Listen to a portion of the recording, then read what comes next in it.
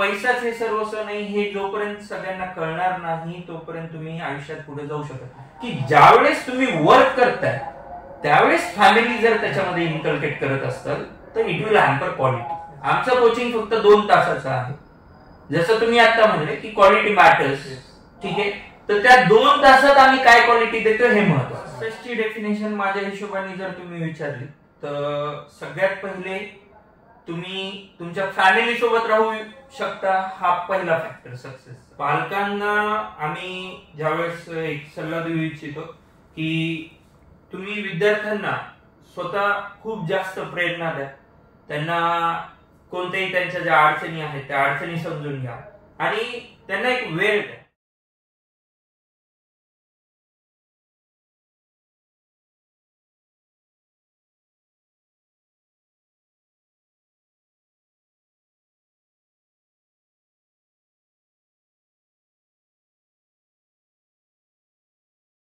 Sir, एक महत्त्वाची गोष्ट असते ते म्हणजे जे काही लोक काही स्टार्टअप करतात, काहीतरी बिझनेस लेवलला एंटर करतात, तर त्यांचा एक प्रॉब्लेम येतो मेन म्हणजे ते फॅमिलीला त्याच्या वेळ शोधत नाहीत. फॅमिली असेल पर्सनल, तुम्ही जसं म्हणलात की तुम्हाला काही आवड होते, मूवीची आवड होती, काय होती, ती पर्सनल लेवल ती वेगळी राहिली आणि फॅमिली टाइम जो असतो, तुम्हाला 2 मुलं आहेत, एक मुलगा एक मुलगी, तर एक as a father, as a husband, as a son, एक काही एक्सपर्ट असतात आणि ॲज अ फॅमिली मेंबर तुम्हाला मॅनेज करावं लागतं टायमिंग. तर इन्स्टिट्यूट चालत असताना पूर्ण टीमवर कंटेंट डेव्हलप करत असताना, कारण की वर्कलोड जास्त असणार तुमच्याकडे ॲज अ डायरेक्टर, कारण की एज्युकेशन अशी गोष्ट आहे जसं तुम्ही म्हणालात की रोज नवीन नवीन काहीतरी येतं आणि वीकली पेपर्स येतात तुम्ही, तर ते काय डेव्हलपमेंट असतात. तर ही जे वर्क लाईफ बॅलन्स असतो जे की खूप कमी बघायला भेटतो आपल्याकडे, तर तो वर्क लाईफ बॅलन्स आपण कसं करतो पर्सनल प्रोफेशनमध्ये. आता ह्याबद्दल तर सध्याला खूप मोठे वादंग भारतामध्ये चालू आहेत, कारण की इन्फोसिसचे फाउंडर नारायण मूर्ती त्यांचं एक स्टेटमेंट आलं, मग त्याच्यानंतर L&T इन्फोटेकचं एक स्टेटमेंट आलं आणि त्याच्यावरनं खूप सारं वादंग क्रिएट झालं आणि लिंक्डइन वगैरे त्याच्यावरनं चर्चा चालू आहे. तर सगळ्यात पहिले आपल्याला हे डिसाईड करावं लागेल की वर्क लाईफ बॅलन्स म्हणजे काय. ऍक्च्युली ना आपल्या भारतामध्ये कन्सेप्ट कशा चुकीच्या आहे.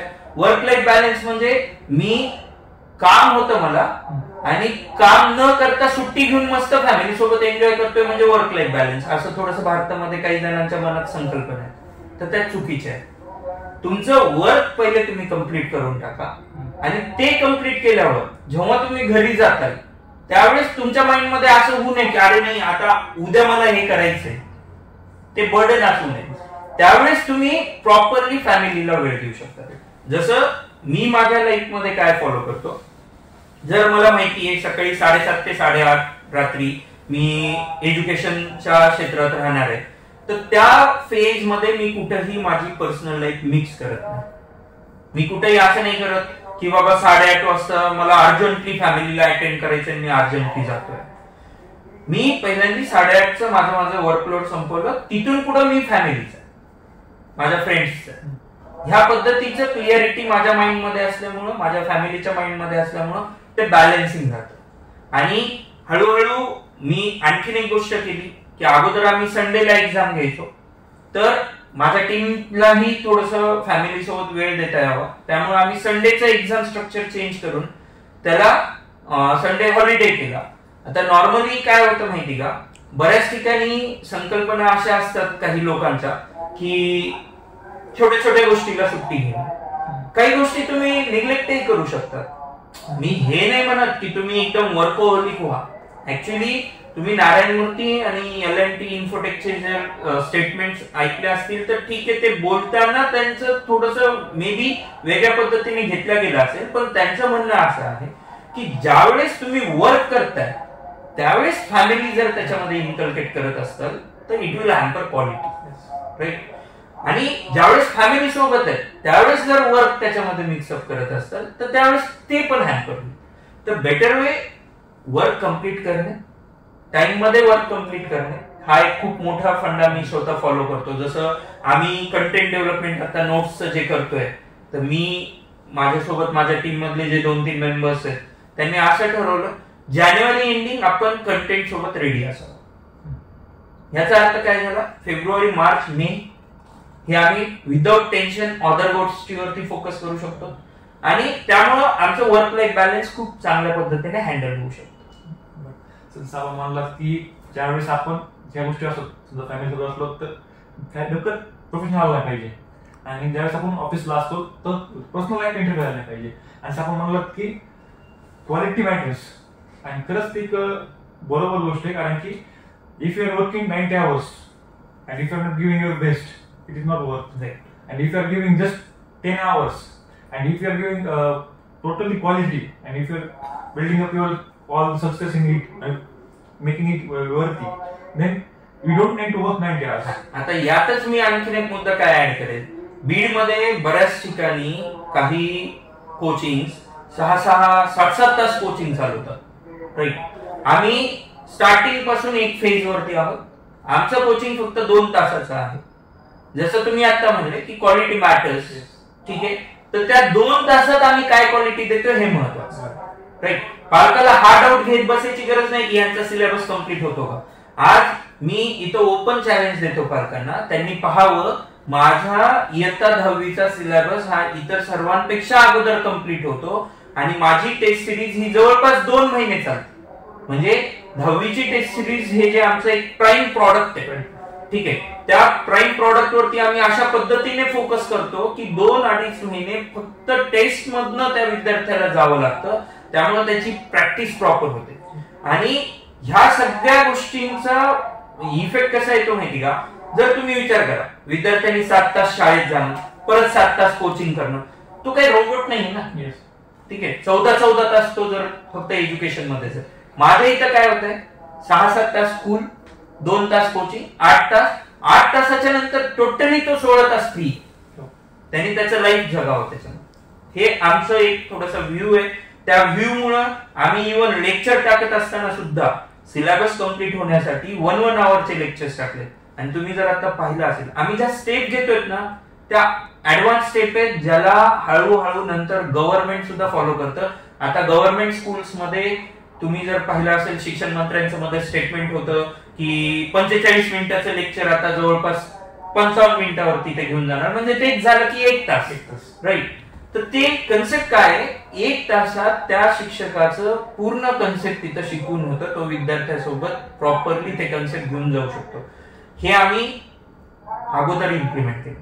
आता जसं आम्ही खूप दिवसापासून म्हणतो की 5वी आणि 8वीचं एक्झामिनेशन होणं गरजेचं आहे, गव्हर्नमेंटने आता चालू केलं. आणि नक्कीच इथं पालकांना हे लक्षात आलं पाहिजे की ज्यावेळेस तुमचा विद्यार्थी शाळेमध्ये शिकतोय त्याचं इव्हॅल्युएशन होणं गरजेचं आहे.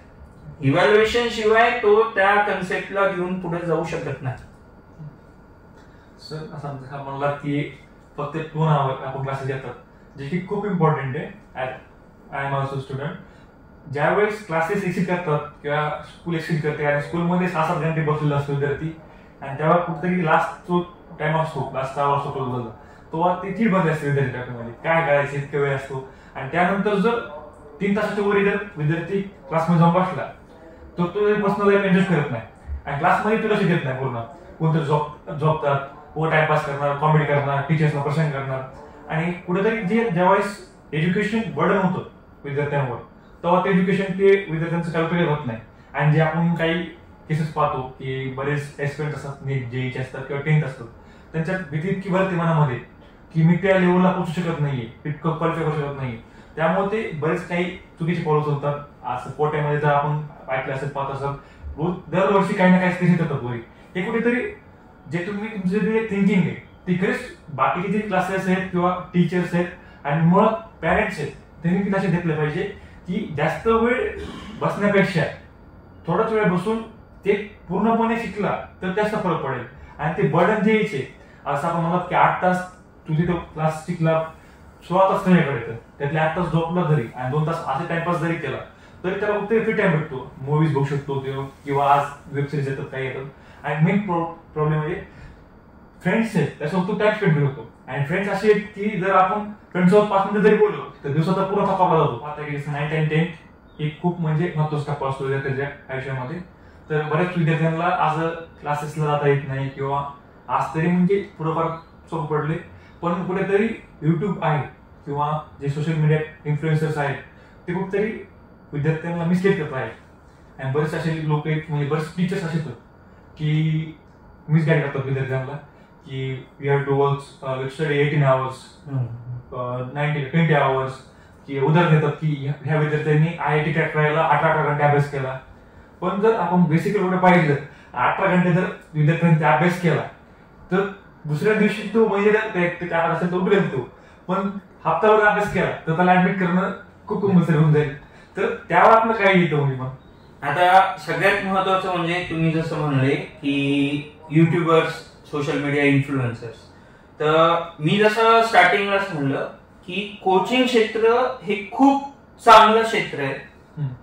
ते असं काही नाही, आपल्या मीडियामध्ये तुम्ही बघा प्रत्येक वेळेस असं येतं भारतातच कोचिंग आहे. तुम्ही फॉरेनला जाऊन आले का? तुम्हाला माहिती का तिथं काय आहे? आज चायनामध्ये वर्ल्डची सगळ्यात टफेस्ट एंट्रन्स एक्झाम, राईट, त्या एंट्रन्सला क्रॅक करण्यासाठी तिथं स्कूलिंग एज्युकेशन पासून कोचिंग आहे. तिथं प्रत्येक ठिकाणी कोचिंगचा सपोर्ट आहे. ऍक्च्युली झालेलं काय आहे, आपल्या भारतामध्ये कोचिंगला पाहत असताना कुठेतरी ती एक वेगळी व्यवस्था आणि शिक्षण व्यवस्था वेगळी ह्या पद्धतीने पाहत आल्यामुळं प्रॉब्लेम असा व्हायला लागलाय की शाळा आम्हाला ऍज अ एनिमी म्हणून बघतात, पण आम्ही तर शाळेला तसं बघत नाही. आम्ही कुठेही विद्यार्थ्याला असं म्हणलो नाही की तुम्ही शाळेत जाऊ नका, राईट. आम्ही तर उलट प्रेरित करतोय तुम्ही नक्की शाळेत जाणं गरजेचं आहे. ऑफलाईन एज्युकेशन, मी आज सुद्धा माझं स्वतःचं ऑनलाईन कंपनी असताना मी काय बोलतोय की ऑफलाईन एज्युकेशनच महत्वाचं, राईट.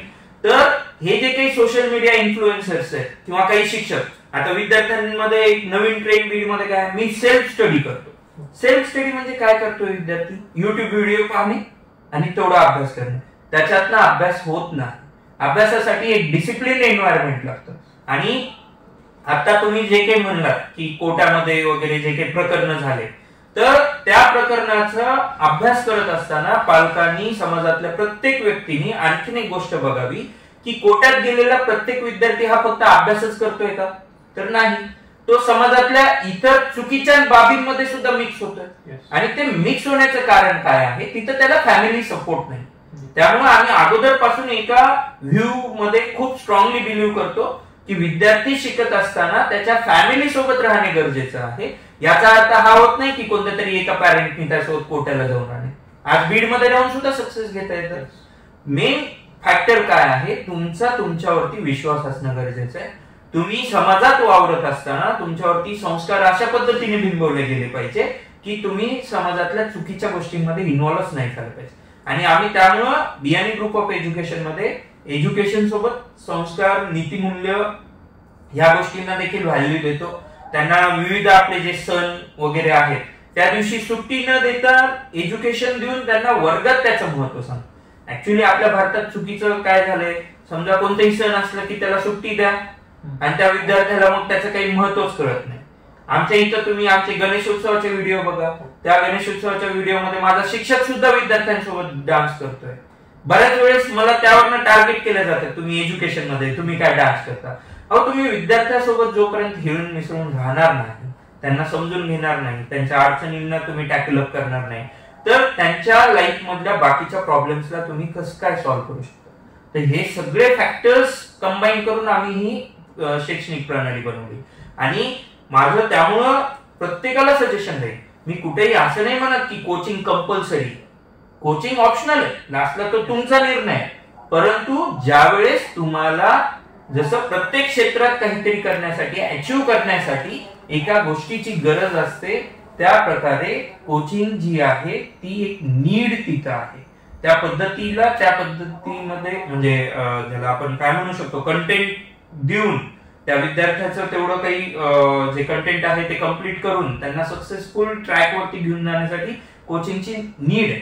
आणि तुम्ही जसं म्हणले मोटिवेशनल स्पीकर्स वगैरे, तर आज तुम्ही एमपीएससी ची हालत बघा काय आहे, युपीएससी ची हालत बघा. फक्त इन्फ्लुएन्सर आणि मोटिवेशनल स्पीकर यांचं ऐकून गेलेले विद्यार्थी तिथे, ते स्वतः इंटरनली मोटिवेटेड आहेत का? तर खूप कमी विद्यार्थी इंटरनली मोटिवेटेड आणि तेच सक्सेसफुल होतात. मग परत पेपर मधनं येतं की एमपीएससीचा फुगा फुटला, युपीएससीचा फुगा फुटला. फुगा कशाचाच फुटत नसतो. त्याच्यात गोष्ट काय होते की तो गेला म्हणून मी जाणार. हा जो काही आपल्या इथं मेंढरासारखं जे आहे की त्याने तिथं जम्प केली की मी तिथं जम्प करणं, ह्याच्यामुळं हा प्रॉब्लेम आहे. नसता तुम्ही जर इंटरनली मोटिवेटेड असाल, आता जसं तुम्ही पाहिलं की मी ह्या क्षेत्रामध्ये येण्यासाठी सगळ्या काही गोष्टी सोडल्या आणि माझा जॉब सोडल्यानंतर ह्याच्यात आलो, तर मला नाही का दररोज काही अडचणी येत असतील, मी नाही का डिमोटिवेट होत असेल, पण मी कंटिन्युअसली ह्याच्यात काम करण्यासाठी मोटिवेशन कुठून शोधतोय, ते माझं इंटरनल मोटिवेशन. त्यामुळं कोणत्याही स्टुडंटनी त्याच्या स्टुडंट लाईफ मध्ये फेज मध्ये मोटिवेशनल व्हिडिओज नक्की बघावे, पण त्यातनं कंटेंट काय घ्यावा हे नक्की फॉलो करण्यासारख्या गोष्टी आहेत. सेल्फ स्टडीला महत्व आहे, यस आहे. आमच्या विद्यार्थ्यांना आम्ही नोट्स काढायला लावतो. आज मी इथं सांगू इच्छिल की तुमच्या सोबत श्रद्धा मुंडे आणि श्रुती मुंडे होत्या. तुम्ही त्यांचं ज्या पद्धतीचं सोशल सायन्सचं नोट्स आहेत त्या जर पाहिल्या किंवा माझ्या इथल्या विद्यार्थ्यांच्या नोट्स टेकिंग स्किल जर पाहिल्या, तर आज बीड जिल्ह्यातल्या 2-3 जिल्हाधिकारी जे अगोदर ऑफिसर राहिलेले त्यांनी देखील त्या गोष्टींचं कौतुक केलेलं आहे की तुम्ही विद्यार्थ्यांना आतापासून सेल्फ स्टडीचा हॅबिट लावताय. पण आमचं सेल्फ स्टडीचं हॅबिट कसं आहे की आमचं सेल्फ स्टडीचं हॅबिट डिसिप्लिन हॅबिट आहे. ओनली स्टुडंट घरी राहून त्या गोष्टी नाही होणार आहेत, त्याला त्या स्ट्रक्चर मध्ये यावं लागणार आहे आणि स्ट्रक्चर मध्ये आल्यानंतर त्या गोष्टी होणार आहेत.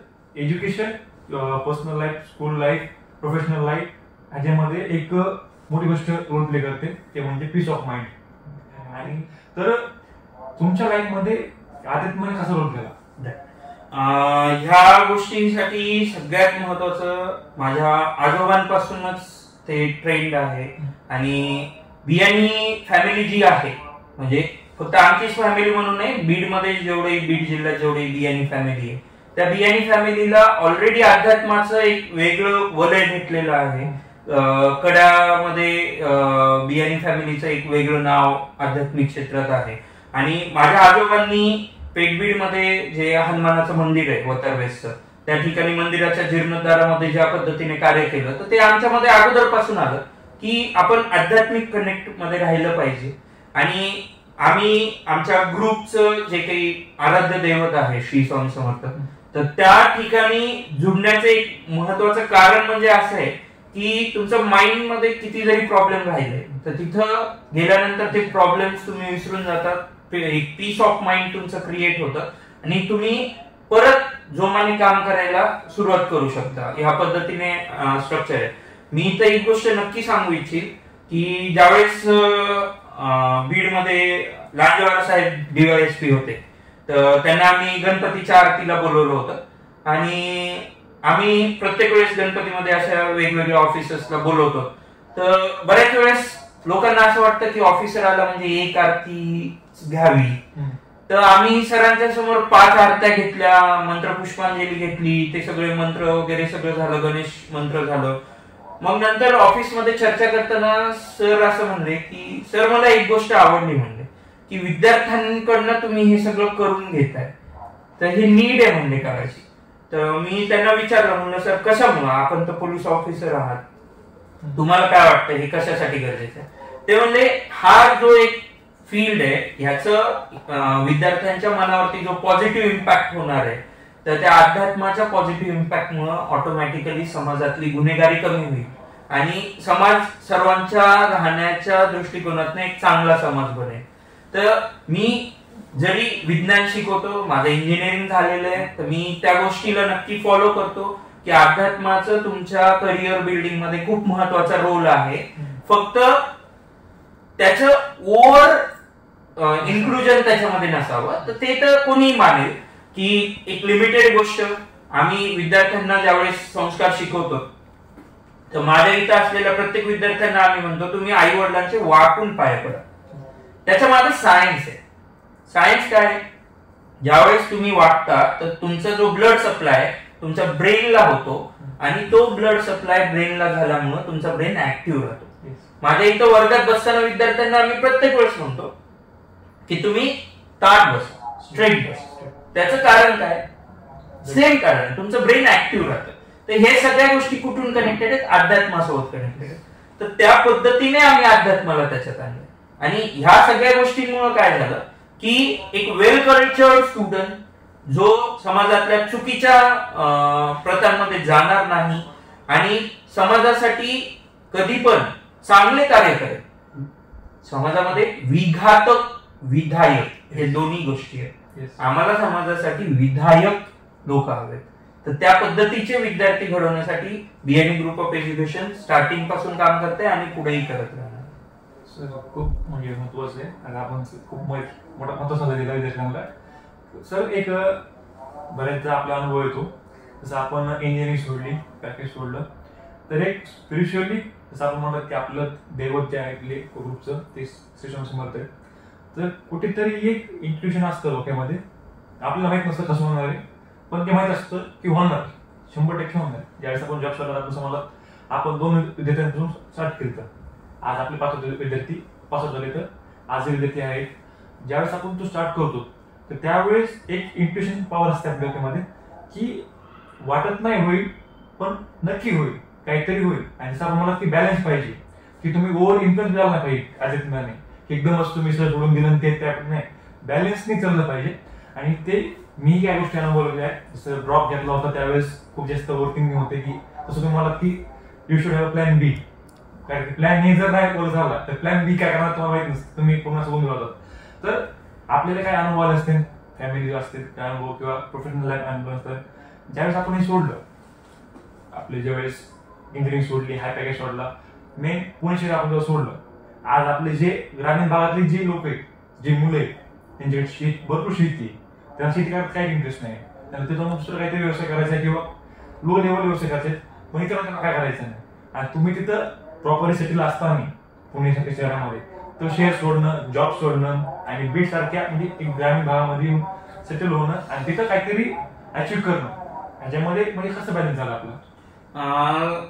सगळ्यात महत्वाचं म्हणजे ह्यासाठी परत एकदा मीडियाच कारणीभूत आहे, कारण की बीडला चुकीच्या पद्धतीने दाखवण्यात येतं की बीड म्हणजे मागासलेला जिल्हा, बीड म्हणजे ऊसतोड मजुरांचा जिल्हा. असं कुठेही नाही. आज मला एक गोष्ट सांगा, तुम्हाला बीड मध्ये काय भेटत नाही? सगळं काही आहे, राईट. तुमच्याकडे कनेक्टिव्हिटी माने, आज तुम्ही काही गोष्टींमध्ये बॅकला असताल तर त्याला वेगवेगळे फॅक्टर आहेत. तुमच्याकडे पहिले पाण्याची कमतरता होती, सगळ्या गोष्टी होत्या, हे आता ह्यात आपल्याला बाकीच्या गोष्टींमध्ये जाण्याची गरज नाही. परंतु तुम्ही एक जर ऑब्झर्व केलं, आज तुम्ही बीड मध्ये राहून पुण्यासारखी चांगली लाईफस्टाईल जगू शकता. हा पहिले मानसिक बदलाव येणं खूप गरजेचं आहे आणि तो मी माझ्यामध्ये स्टार्टिंग पासून ठेवला, कारण की मला असं वाटतं की माझ्या आजोबांनी इथल्या लोकांसाठी काम केलं, माझ्या काकांनी इथं काम केलं, त्यांचं एक सामाजिक क्षेत्रात एक वेगळं वलय होतं, राजकीय क्षेत्रात एक वलय होतं. तर ते करत असताना त्यांनी जर असा विचार केला असता की आपलं वलय क्रिएट झालंय ना, आपण पुण्याला जाऊयात, मुंबईला जाऊयात, तर ते खूप सारं काही अर्न करून बसले असते. पण त्यांनी ते केलं ना, आणि ते केलं नाही याचं उदाहरण ऑटोमॅटिकली काय झालं, आमच्यामध्ये इन्कल्केट झालं. आणि त्यासोबत स्वतःच पण एक मानसिक समाधान काही गोष्टींमध्ये असायला हवं. जसं आजकाल काय झालंय माहिती का, समजा मला दुसऱ्याकडं ऑडी दिसली किंवा मर्सिडीज दिसली की मला असं वाटतं की माझ्याकडे मर्सिडीज आहे, हा एक वेगळा भाग. परंतु ती येण्यासाठी मी काहीही करावं हे चुकीचं आहे. ती स्वतःच्या मेहनतीने पेशन्स ठेवून जर येत असेल, then it's a good earning, जे तुम्हाला लाईफ मध्ये नाव पण देईल, पेशन्स देईल आणि तुमचं पीस ऑफ माइंड मेंटेन ठेवेल. पण तुम्ही त्या गोष्टीसाठी चुकीचे काम करत असताल तर ते नक्कीच कुठं ना कुठं तुम्हाला इम्पॅक्ट करून जातील. तर हा मुद्दा मी माझ्या लाईफ मध्ये खूप चांगल्या पद्धतीने फॉलो करतो.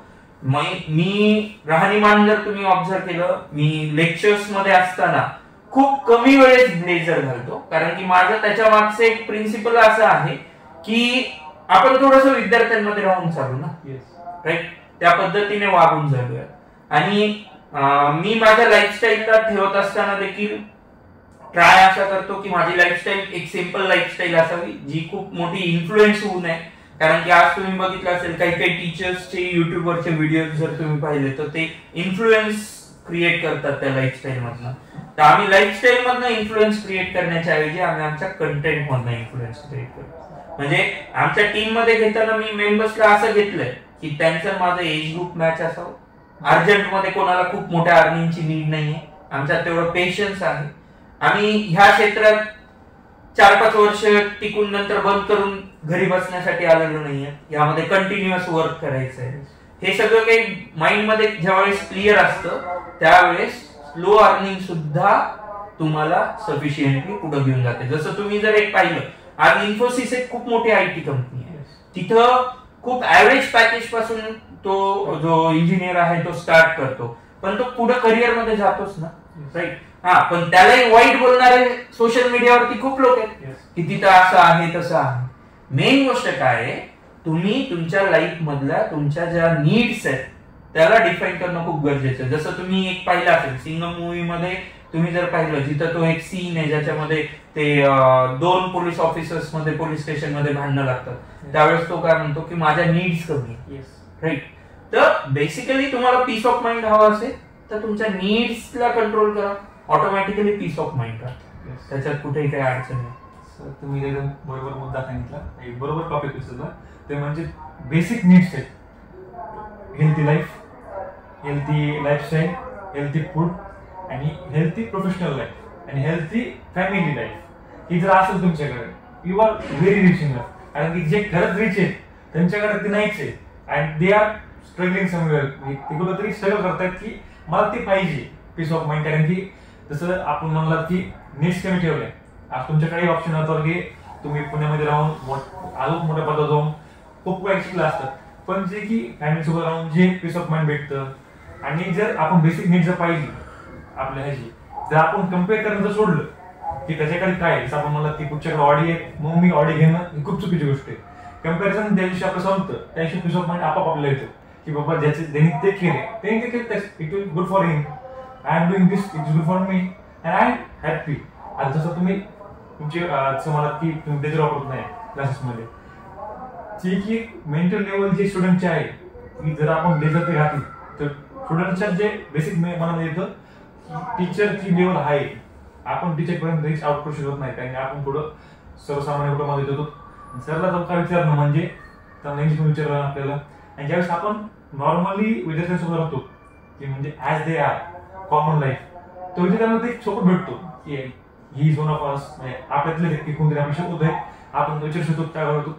म्हणजे जे सेम लेवल जे मेंटेन राहिली पाहिजे ते तुम्ही खरंच पूर्णपणे फोकस करताय. सर प्रत्येकाच्या लाईफमध्ये काही हार्ड टाइम्स असतात, काही सनी टाइम्स असतात. तर आपण म्हणलात की 1-2 वर्षापूर्वी आपल्या अंकलची डेथ झाली, जी की तुमच्या फॅमिलीसाठी खूप मोठी गोष्ट, पूर्ण बेडसाठी खूप मोठी गोष्ट होती, कारण की त्यांचं मोठं असं म्हणजे समाजकार्य होतं.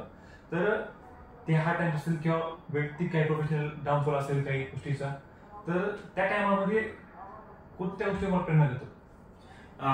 सगळ्यात महत्वाचं त्या टाइम मध्ये जे आहे ते माझ्या फॅमिलीचा सपोर्ट आणि त्यासोबत माझ्या टीमचा सपोर्ट. कारण की आम्ही team as a family create केलेलं आहे, म्हणजे आम्ही टीम मेंबर्सच्या प्रत्येक सुखदुःखात धावून जातो. ठीक आहे, आज पैसाच हे सर्वस्व नाही हे जोपर्यंत सगळ्यांना कळणार नाही तोपर्यंत तुम्ही आयुष्यात पुढे जाऊ शकत नाही.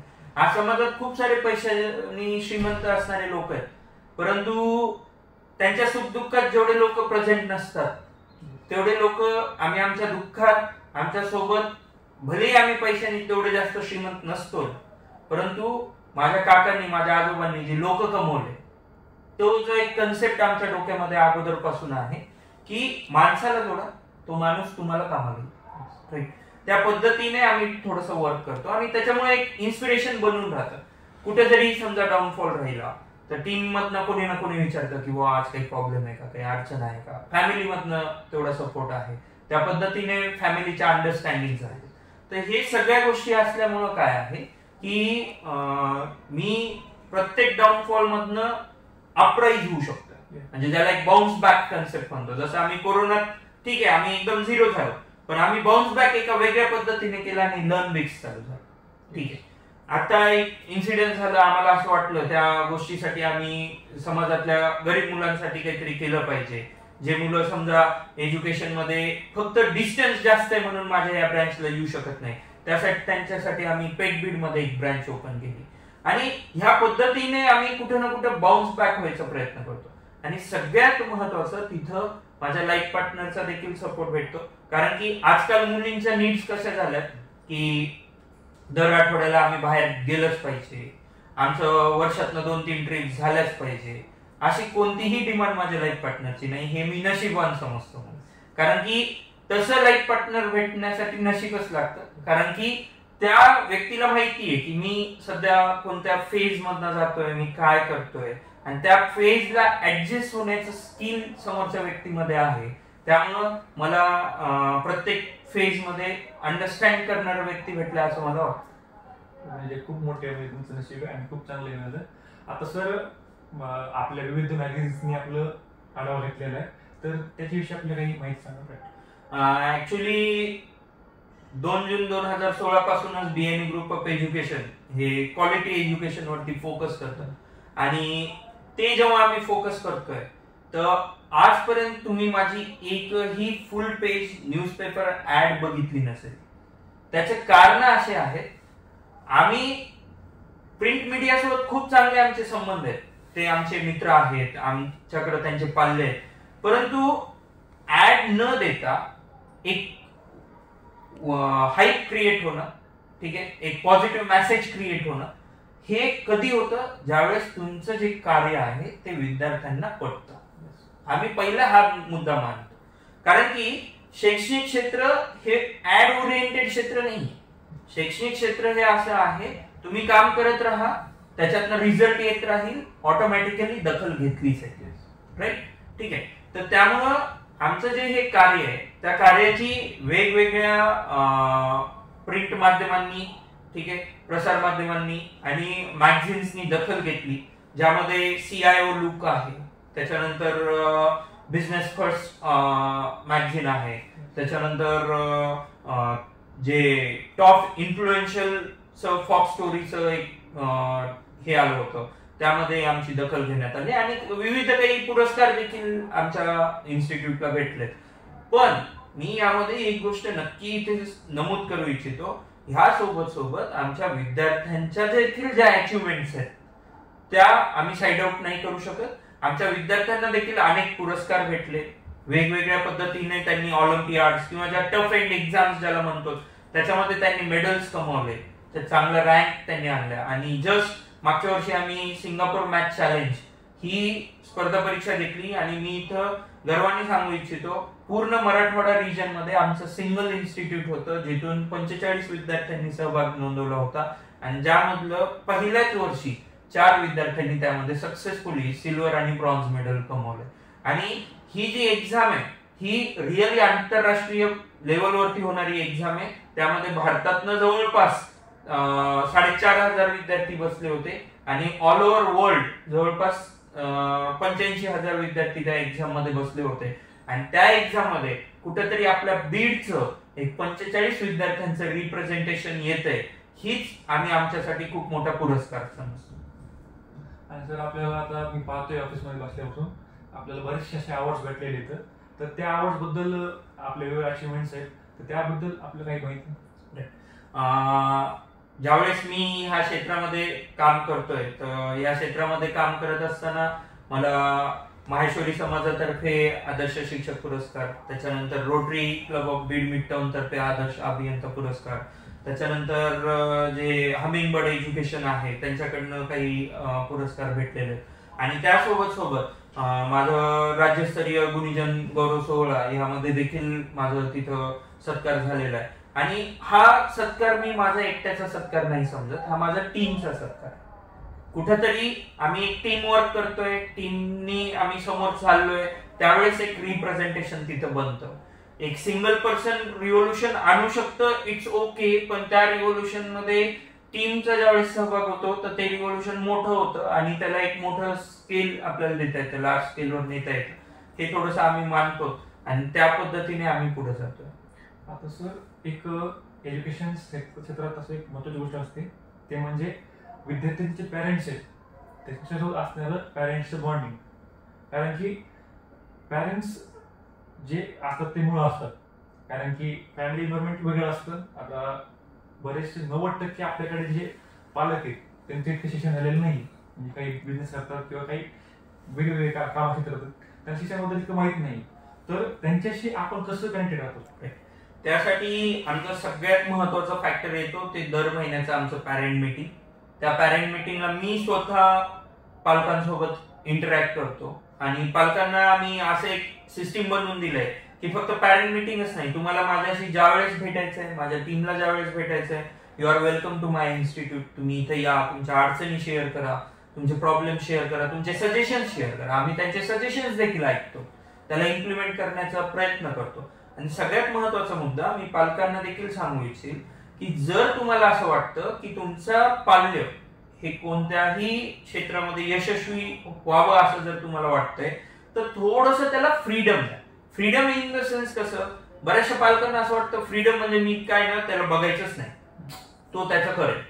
ते फ्रीडम नाही. फ्रीडम म्हणजे कसं, जर त्याला एखाद्या परीक्षेत कमी मार्क पडले तर तुम्ही पहिले त्याला विचारा की बाबा हे कमी मार्क जे पडले ते कशामुळे, तुझा अभ्यास झाला नव्हता का, हे शिकवलं नव्हतं का, शिकवलंय तर तुला येत नाहीये का, तू परत प्रयत्न करू शकतोस, पुढच्या प्रयत्नात ऍटलीस्ट ट्राय कर की याच्यामध्ये 1-2 मार्काची वाढ व्हावी. ऍक्च्युअली काय व्हायलंय, कोणताही पालक जो आहे ना त्याला असं वाटायला, समजा त्याचा विद्यार्थी 60% आहे तर त्याला असं वाटतं तो अर्जंट मध्ये 90% जावा. कारण की माझ्याकडे बरेचसे पॅरेंट ज्यावेळेस येतात ना, तर काही पॅरेंट आम्हाला काय म्हणतात, सर आम्ही 8 महिने झालो क्लास लावून पण 60%चं फक्त 75वरच गेलं. तर बरोबर आहे ना, 8 महिन्यात 75वरच आहे, ती एक अचिव्हमेंटच आहे. तुम्ही जर म्हणता की 8 महिन्यात 90 वरती जावं, तर हे काही रॉकेट सायन्स नाहीये, किंवा ह्याच्यात असं नाहीये की पी हळद हो गोरी असं काही कन्सेप्ट नाहीये. ठीक आहे, एका दिवसात येणाऱ्या ह्या काही गोष्टी नाहीये. ह्याला पेशन्स, जो मी अगोदरही शब्द वापरला तो आजही मी परत ठाम राहील त्या शब्दावर. तुमच्यामध्ये खूप पेशन्स लागतील, कंटिन्युएशन लागेल, पर्सिस्टंट एफर्ट लागतील, कन्सिस्टन्सी ज्यावेळेस तुमची त्यावेळेस रिझल्ट जनरेट. म्हणजे कोणत्याही क्षेत्रात तुम्ही बघा, जो व्यक्ती कन्सिस्टंट राहतो, ठीक आहे, जसं आता समजा महेंद्रसिंग धोनीचं आपण उदाहरण जर घेतलं, तर महेंद्रसिंग धोनी सक्सेसफुल कॅप्टन का राहिला, त्याच्याही वेळेस भारत हारलेला नाहीये का, हारलेला आहे. मग ते ज्या दिवशी हारला तर सिलेक्टर्सनी जर त्याला असं म्हणलं नाही आता हारला तू घरी बस, तर मग तर कामच होणार नाही ना.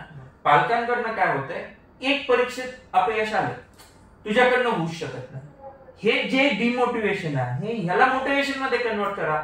त्याला तुम्ही असं सांगा की बाबा ठीक आहे, आज तुला एवढे पडले ना, पुढच्या वेळेस याच्यात 5 वाढ कर, होऊ शकतं.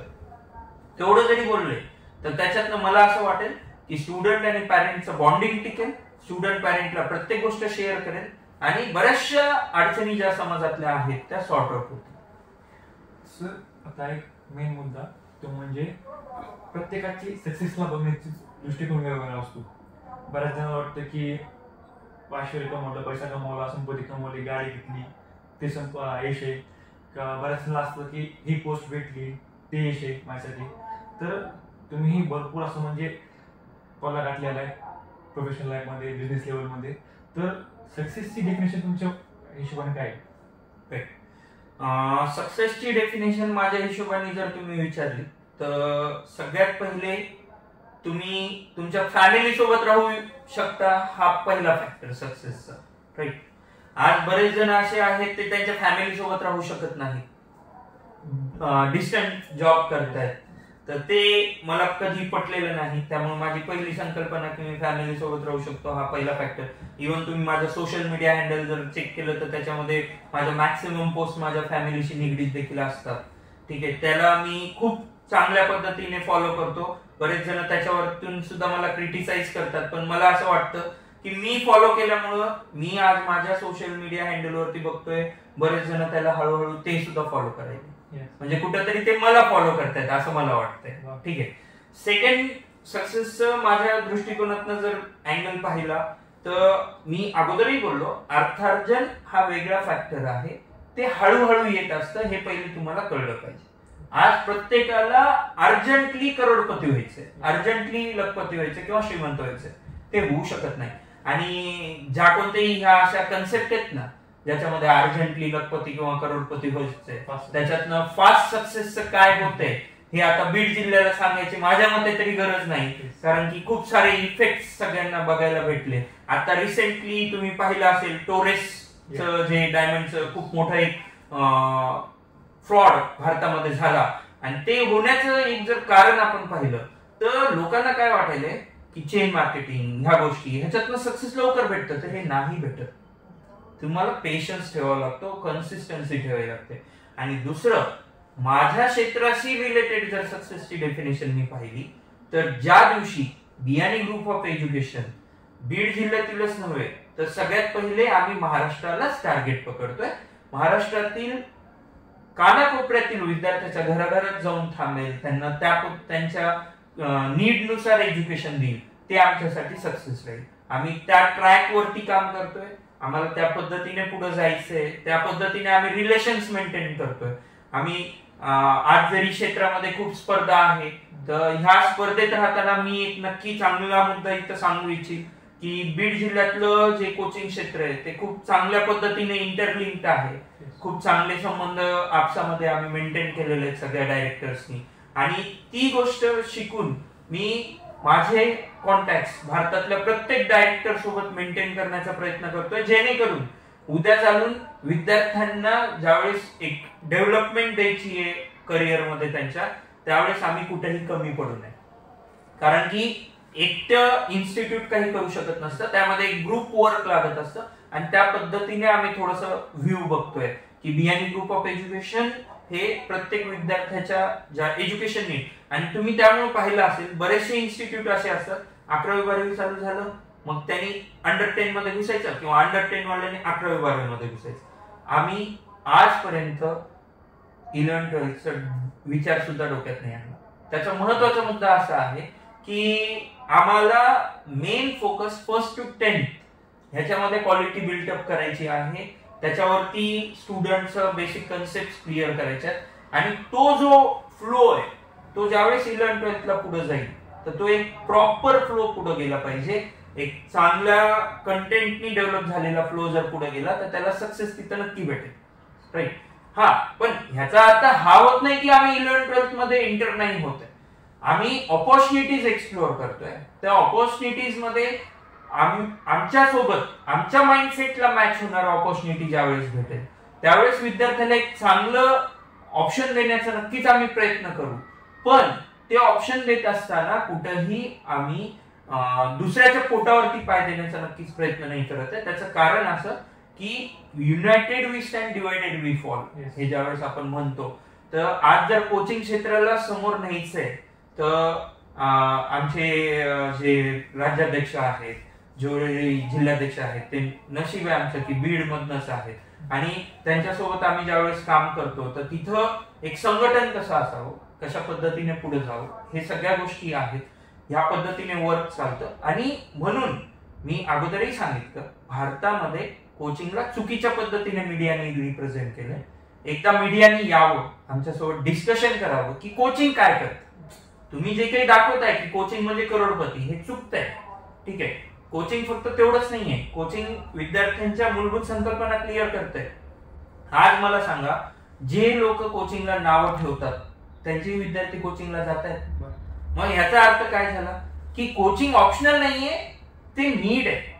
मग त्या नीडला एकदा समजून तर घ्या. त्याला जर समजून घेतलं तर जे काही हे समाजामध्ये क्लॅश होतोय तो क्लॅश होणार नाही. एक क्वालिटी एज्युकेशन साठी आपण वे आउट शोधू शकतो, आणि तो वे आउट नक्कीच मला असं वाटतं की तो सगळ्यांसाठी एक इकॉनॉमिकल वे आउट. तर सर, आपल्या आता जे पालक आणि विद्यार्थी आहेत त्यांना आपला मोठा सल्ला काय असेल? पालकांना आम्ही ज्यावेळेस एक सल्ला देऊ इच्छितो की तुम्ही विद्यार्थ्यांना स्वतः खूप जास्त प्रेरणा द्या.